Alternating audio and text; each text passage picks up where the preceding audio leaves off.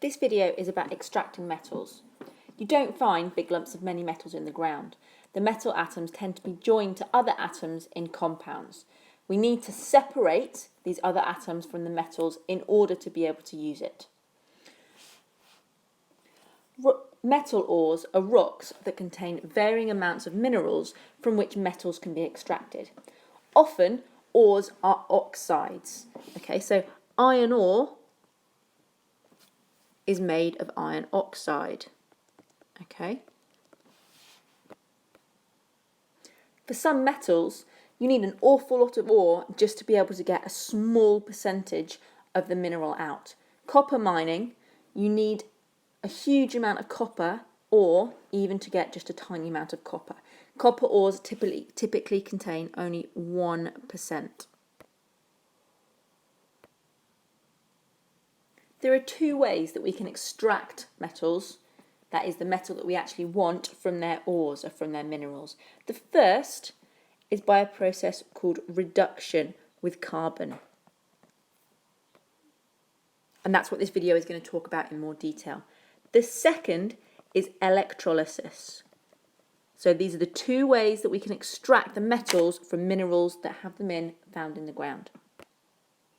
Which method you choose, reduction with carbon or electrolysis, depends on how reactive the metal is compared to carbon. Metals that are higher up the reactivity series, which is shown in this diagram on the left, metals that are higher up the reactivity series than carbon, i.e. are more reactive, we have to extract using electrolysis. However, metals that are lower down the reactivity series than carbon, we can extract by reducing them with carbon. We can react them with carbon. So, any metal that is less reactive than carbon, that is lower down the reactivity series, we can extract from an ore by reacting it with carbon.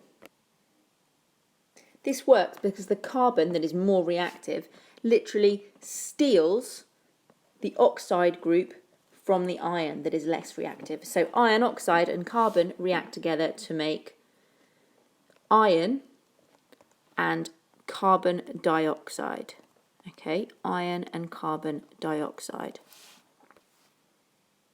Any metals that are below carbon in the reactivity series will react in exactly the same way. Okay, so for example, lead.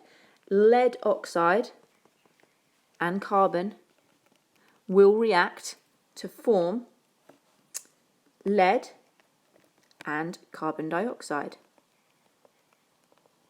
This is how we can extract the product that we actually want, the lead, from the lead oxide. The metal oxide, in this case the lead oxide, is losing oxygen. It's losing the oxide group.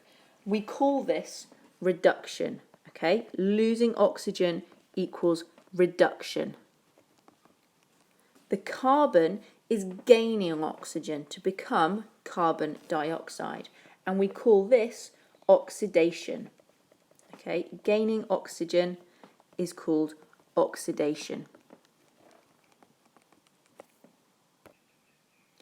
When reduction, losing oxygen, and oxidation, gaining oxygen, happen at the same time, we call this a redox reaction, okay, i.e. reduction and oxidation at the same time.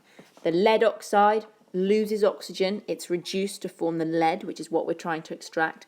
The carbon gains oxygen to become carbon dioxide and is oxidized. Together, it's a redox reaction.